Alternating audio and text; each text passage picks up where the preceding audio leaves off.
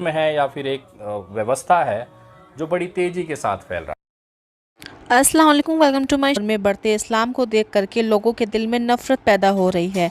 लोग इस तरीके से इस्लाम से अब जलन महसूस कर रहे हैं। क्या वजह है इस्लाम इतनी तेज़ी से बढ़ रहा है? इसके पीछे की जो वजह है आपको आज विनय दुबे जी इस वीडियो में बताने वाले हैं, जो कि ख़ुद एक हिंदू हैं। आप खुद सोचिए कि एक हिंदू होने के बावजूद इस्लाम की तारीफ़ कर रहे हैं, ये सच्चे देशभक्त हैं। किस तरीके से नफ़रत के दौर में आज भी कुछ लोग ऐसे मौजूद हैं कि जो सबको एक साथ लेके चलते हैं। को बढ़ने के लिए उसमें सबसे बड़ा हाथ उनके धर्म गुरुओं का होता है। इस्लाम में अगर आप देखें तो ऐसे बहुत सारे मौलवी साहब हैं, मौलाना साहब हैं, धर्म गुरु हैं जो जगह जगह पर सभाएं लेते हैं, उसमें अपने दीन की शिक्षा देते हैं कि किस तरह से इस्लाम को बढ़ाया जा सकता है, इस्लाम के नियम क्या हैं, हमें क्या मानना चाहिए, कैसे हमें रहना चाहिए और किस तरह से इस्लाम को लेकर पूरे देश में एक मैसेज देना चाहिए। इस्लाम एक लौता ऐसा विश्व का धर्म है या फिर एक व्यवस्था है जो बड़ी तेज़ी के साथ फैल रहा है। सबसे बड़ा कारण क्या है कि इस्लाम में जो इस्लाम मानने वाले लोग हैं यानी कि मुसलमान हैं, वो तो इसे बढ़ा ही रहे हैं, लेकिन ख़ास तौर पर गैर मुस्लिम जो हैं वो इसे बहुत तेज़ी के साथ अपने देशों में, अपने राज्यों में बढ़ाते हैं।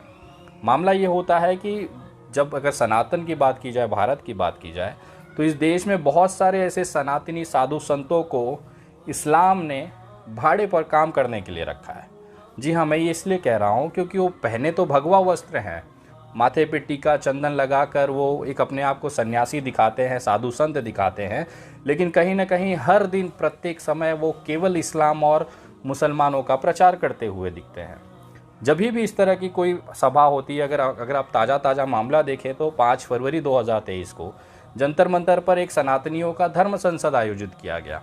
उस पूरे धर्म संसद की अगर आप वीडियो उठाएंगे तो हर वक्ता जो कि साधु के गणवेश में था, साधु संत वाला जैसा हुलिया बनाया था, कितने तो उसमें महामंडलेश्वर थे, उनका पूरा अगर स्पीच उठा के देखेंगे तो केवल इस्लाम और मुसलमान के आसपास फिरता हुआ नज़र आया।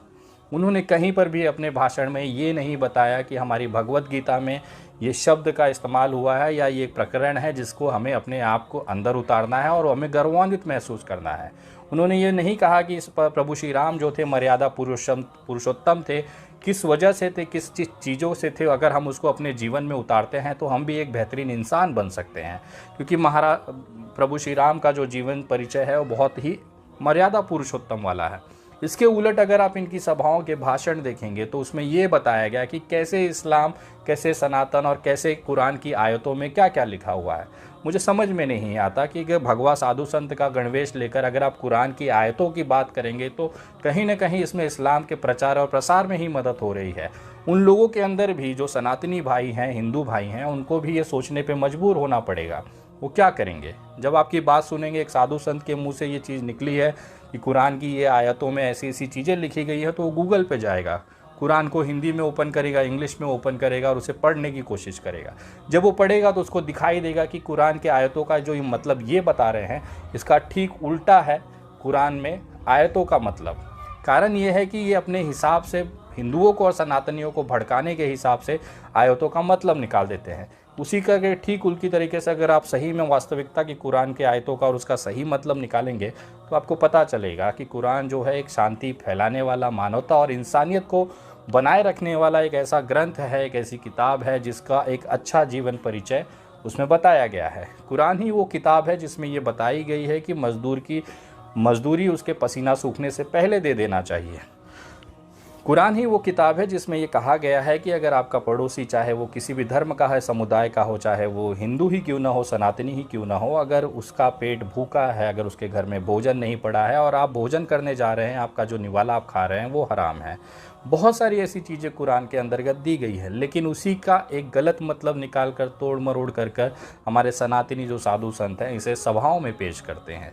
मैं आपसे कहना चाहता हूँ कि आप सनातनी साधु संत हैं, आपने भगवा चोला पहना हुआ है, बहुत सारा रुद्राक्ष पहन के, चुंडी उंडी लगा के एकदम बढ़िया से तैयार होके पूरे गेटअप में जब आप माइक पे आते हैं तो कृपया करके सनातन धर्म के प्रचार प्रसार की बात करें। आप मुसलमानों को काट कर इस देश में जो एक तबका है उसे ये प्रभावित करते हैं कि ऐसी क्या बात है। हमारे साधु संत मुसलमानों से क्यों परेशान हैं। और जब वास्तविकता वो देखते हैं, ज़मीनी स्तर पर जब भाईचारा देखते हैं, तो उन्हें ये लगता है कि ये जो साधु संत कोई साधु संत नहीं है, एक नकली गणवेश में बैठा हुआ भारतीय जनता पार्टी का टट्टा है, जो केवल अपने मुंह से एक विचारधारा के साथ निकलते हुए मुंह से गंध फैला रहा है, जिसकी कोई वास्तविकता हकीकत नहीं है। शायद यही कारण है कि भारतीय जनता पार्टी खुद ऐसे लोगों को अपनी पार्टी में नहीं रखना चाहती। अगर उसका लाइव उदाहरण आप देखें पिछले 1 सालों के अंदर, तो आपको दिखाई देगा नुपुर शर्मा का केस। नुपुर शर्मा भारतीय जनता पार्टी की प्रवक्ता थी। एक गलत बयान की वजह से 1 मिनट नहीं लगा भारतीय जनता पार्टी को उनके पिछवाड़े लात मार के उनको पार्टी से बाहर किया। आज नुपुर शर्मा डर डर के ज़िंदगी जी रही है, और जिस पार्टी के लिए उन्होंने ये सारा चीज़ रचा था, पार्टी ने भी उनको थूक कर गटर के पानी में बहा दिया। दूसरा उदाहरण अगर आप देखना चाहें तो तेलंगाना का टी राजा को देख लीजिए। उन्होंने भी बहुत बढ़ चढ़ कर बहुत सारी बकचोदी समाज में और सोशल मीडिया पे फैलाई, लेकिन क्या हुआ? भारतीय जनता पार्टी ने ऐसे कुत्ते के पीछे लात मारकर उनको भी गटर में फेंक दिया। भारतीय जनता पार्टी वो पार्टी है जो केवल आपके इस्तेमाल होने तक आपको इस्तेमाल करती है। नींबू निचोड़ गया, पानी खत्म हुआ तो उसे गटर में जाना ही है। यही हालत है भारतीय जनता पार्टी की एक विचारधारा की। बहुत सारे लोग ना इसको फॉलो करते हुए देश में तनाव पर और नफरत फैलाने का काम करते हैं। आपको वसीम रिजवी तो याद ही होगा। जी हाँ, जितेंद्र त्यागी, जिसको कि डासना वाले यति नरसिंगा झंडे ने हिंदू बनाया, घर वापसी कराई और उसके बाद उस बेचारे को ले जाके धर्म संसद में भड़काऊ भाषण दिलाए। हालात ये था कि वो इकलौता जेल में था और बाकी जितने भी उसके आसपास के साधु संत थे वो बाहर थे। जब वो जेल से आता है वसीम रिजवी, तो ये कहता है कि मुझे बहुत अफसोस है कि मैंने हिंदू धर्म अपनाया और मुझे किसी का साथ नहीं मिला, किसी का प्यार नहीं मिला। मिलेगा भी कैसे जब हम अपने ही समाज के सनातनियों को सम्मान नहीं दे पाते। तो तू 2 टके का बढ़वा बाहर से आकर, इस्लाम से आकर हिंदू धर्म अपना के तुझे सोचेगा कि तुझे सम्मान मिल जाएगा। आज विनय दुबे को जो गालियां देने वाले सबसे बड़ा जो तबका है वो भारतीय जनता पार्टी के टट्टे सहलाने वाले वो कार्यकर्ता है, जो अपने आप को जय श्री राम का नारा लगाकर कट्टर सनातनी होने का दावा करते हैं। लेकिन अगर 4 बातें मैं उनसे कह दूंगा तो वो लगेंगे अपने पैंट में पेशाब करने। कारण ये है कि मैं अपने सनातन के साथ चिपका हुआ हूँ। आज भी मेरे माथे पे तिलक चिंडी होती है, जनेऊ धारी करता हूँ, रुद्राक्ष की माला मेरे हाथ में होती है, रक्षा सूत्र मेरे हमेशा साथ होता है। मैं भले किसी भी विचारधारा की लड़ाई लड़ूं, लेकिन मेरे अपने सनातन धर्म पे मुझे गर्व है। मुझे रामचरितमानस में ये दिखाया गया कि किस तरह से सबरी जैसे एक जाति विशेष की महिला को प्रभु श्री राम ने अपने दिल में जगह दी, उनकी माता का सम्मान दिया। आज वो देवी है। मैंने श्री राम चरितमानस में मैंने ये भी देखा कि रावण जैसा विद्वान पंडित भी असुर की कैटेगरी में माना जाता है। तो मैं उस रामचरितमानस के मर्यादा पुरुषोत्तम के जो नियम बताए गए हैं मैं उसे फॉलो करता हूँ। उसमें पशु पक्षियों से, इंसानों से इंसानियत वाली मोहब्बत करना, प्यार बांटना, लोगों की मदद करना सिखाया है। ना कि किसी के बुजुर्ग 70 साल के आदमी को पकड़ के दाढ़ी काटना, न किसी को पेड़ में बांट कर जय श्री राम के नारे लगाकर उसकी हत्या कर देना। कुरान में भी अगर आप देखेंगे तो ये वाक़या आपको उसमें भी दिखाई देगा, जो प्रभु श्री राम ने मर्यादा पुरुषोत्तम के प्रभु श्री राम ने रामचरितमानस में बताया है। कुरान में भी ये कहा गया है कि अगर किसी की आप हत्या कर देते हैं तो इसका मतलब पूरे इंसानियत की हत्या होती है। अगर आप ग्रंथों को सही तरीके से पढ़ें, ग्रंथों का सही से विश्लेषण करें, तो आपको पता चलेगा कि कुरान के अंदर, बाइबल के अंदर, गीता के अंदर जो चीज़ लिखी गई है वो भाषा अलग हो सकती है, उसका उद्देश्य अलग हो सकता है, लेकिन उन सब का मकसद केवल एक है, इंसानियत, भाईचारा और शांति का प्रचार प्रसार करना। शायद यही कारण है कि हमारे देश के यशस्वी प्रधानमंत्री माननीय नरेंद्र मोदी जी ने भी बहुत सारे सभाओं में कुरान को एक ऐसी बेहतरीन किताब बताई है जो एक अच्छी जीवन शैली के लिए ज़रूरी है। नरेंद्र मोदी जी की पुरानी वीडियोस अगर आप यूट्यूब पे देखेंगे तो उन्होंने कुरान को लेकर बहुत खूबसूरत चीज़ें भी कही हैं। एक सभा के अंदर वो कह रहे थे कि कुरान में सबसे ज़्यादा शब्द जो इस्तेमाल हुआ था उसका शब्द था इल्म। उन्होंने इसलिए ये शब्द का इस्तेमाल किया था क्योंकि अगर एक व्यक्ति शिक्षित है, अपने दिमाग का सही सकारात्मक इस्तेमाल करता है, तो इस देश के अंदर, समाज के अंदर वो प्यार और मोहब्बत और भाईचारा और इंसानियत ही पालेगा। लेकिन उसके उलट मैंने देखा हूँ कि हमारे सनातन धर्म में ऐसे बहुत सारे कलंकित करने वाले साधु संत हैं जिनके मन में मुसलमानों के प्रति, इस्लाम के प्रति इतनी नफरत भरी हुई है कि उन्होंने अपना मकसद, अपना संन्यास का सत्यानाश कर लिया। एक साधु संत, एक सन्यासी वो होता है जो अपने प्रभु के भक्ति में लीन होता है। उसे दुनियादारी, लोभ, माया, लाभ, लालच से कोई मतलब नहीं होता। लेकिन इसके उलट वो केवल अपनी राजनीतिक महत्वाकांक्षा और सोशल मीडिया पे थोड़ा सा व्यू और थोड़े से पैसों के चक्कर में वो अपने सन्यासी, अपने चोले को, अपने भगवा कलर को अपमानित कर देता है। अभी आपने पठान का हालत देखा था कि किस तरह से भगवा बिकनी को लेकर ये तमाम लोगों ने बाइकआउट किया, लेकिन देश की जो सकारात्मक जनता थी उन्होंने पूरा समर्थन पठान को दिया। आज हालात ये हैं कि बाइकआउटिया गैंग मुंह छुपाते हुए घूम रहे हैं।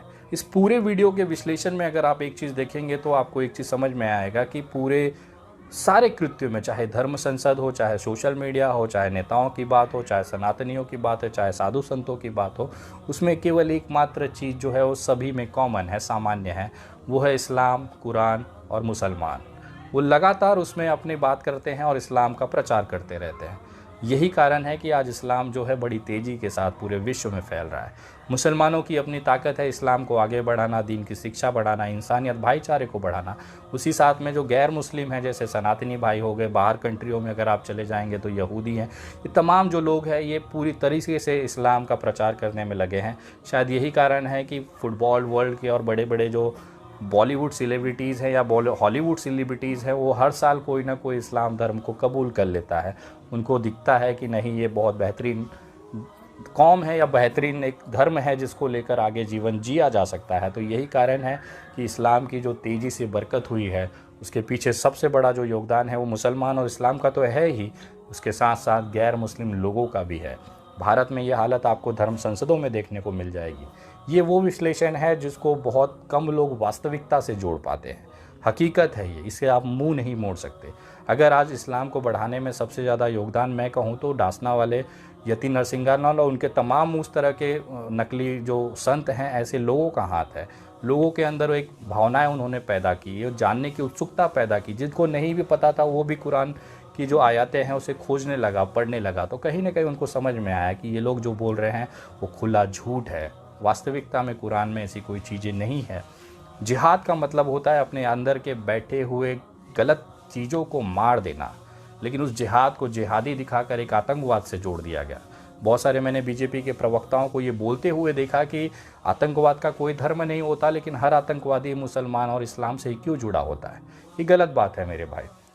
भारत का जो पहला आतंकवादी था वो था नाथूराम गोडसे। उसने अपनी नुन्नी नहीं कटवाई थी, खतना नहीं करवाया था। वो मुसलमान नहीं था, वो सनातनी था। वो सनातनी था जो जिसने देश के बापू महात्मा गांधी की हत्या की। हमारे भारत के ऊपर जो सबसे बड़ा कलंक आतंकवादी घटना का लगा है वो नाथूराम गोडसे के नाम है। मैं बताना चाहूँगा ये वही नाथूराम गोडसे है जिसको भारत का पहला आतंकवादी कहा गया है, और ये मुस्लिम नहीं है। तो ये जो विचारधारा है कि केवल मुसलमान ही आतंकवाद फैलाता है, ये बात गलत है। मालेगांव में भी जो बम ब्लास्ट हुआ था उसमें जो आरोपी पकड़े गए थे उसमें अधिकतर जो लोग थे वो सनातनी ही थे। तो ऐसा नहीं कहा जा सकता है कि इस तरह की घटनाएं केवल मुसलमान ही करता है। हमारे हर समाज में कोई ना कोई गंदगी के ऐसे लोग, विचारधारा के लोग होते हैं। इसका मतलब ये नहीं है कि उस पूरी कौम और पूरे धर्म को ही हम गलत करके कटघरे में खड़ा कर दें। बलात्कार अगर किसी ने किया है तो उस व्यक्ति ने किया है, ना कि उसके धर्म में। अगर एक व्यक्ति के क्रिए हुए के एक व्यक्ति के आतंकवादी हमले से अगर किसी को अगर आप पूरे धर्म को जोड़ देंगे तो चिन्मयानंद जैसा इंसान भी बलात्कारी है। इसका मतलब पूरा सनातनी जितने हैं वो बलात्कारी नहीं है। यही फ़र्क होता है सोच और विचारधारा की। मैं लगातार कोशिश करता हूँ कि जो इंसानियत और मानवता है उसे देश में फैलाया जाए। देश की एकता, अखंडता, भारत विविधता में एकता का देश है। लोकतांत्रिक पद्धति से चलने वाला देश है। यहाँ पे हर विचारधारा, हर धर्मों का उतना ही सम्मान है जितना मेरे धर्म का है। मेरा सनातन ये नहीं करता कि दूसरे धर्मों को अपमान कराओ। मेरा सनातन ये कहता है कि अपने धर्म पे अभिमान करो और दूसरे धर्म का सम्मान करो। शायद यही फ़र्क है उन लोगों में जो आज भी गटर के अंदर बिलबिला रहे हैं। 150 से 200 रुपया पर दिन की कमाई करने वाले घर का आटा नहीं ला पा रहे, और उसके उलट मोहब्बत बांटने वाले, इंसानियत की बात करने वाला विनय दुबे आज जगुआर में घूम रहा है। अगले 2 हफ्तों के बाद BMW Z4 में घूमेगा, मर्सिडीज़ SLK में घूमेगा। कारण यह है कि ऊपर वाला देखता है कि आप इंसानियत, अगर मानवता और जिस तरह से उन्होंने बताए हुए सिद्धांतों पे चलता है तो बरकत अपने आप मिलती है। उसके उलट आप जहर उगलते रहिए। वसीम रिजवी, यति नरसिंहानंद और तमाम उन जैसे लोग हैं जो इस देश में नफ़रत फैला रहे हैं, आज उनकी हालत देख लीजिए।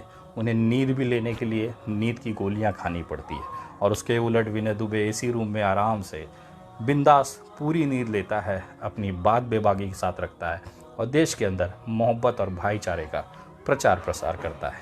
यही फ़र्क है नफ़रत और मोहब्बत में। ये वीडियो आपको कैसी लगी ज़रूर कमेंट करके बताएं। अच्छी लगी हो तो वीडियो शेयर करके देश के तमाम लोगों तक ये बात पहुंचाएं ताकि देश की असली हकीकत उन तक पहुंच सके।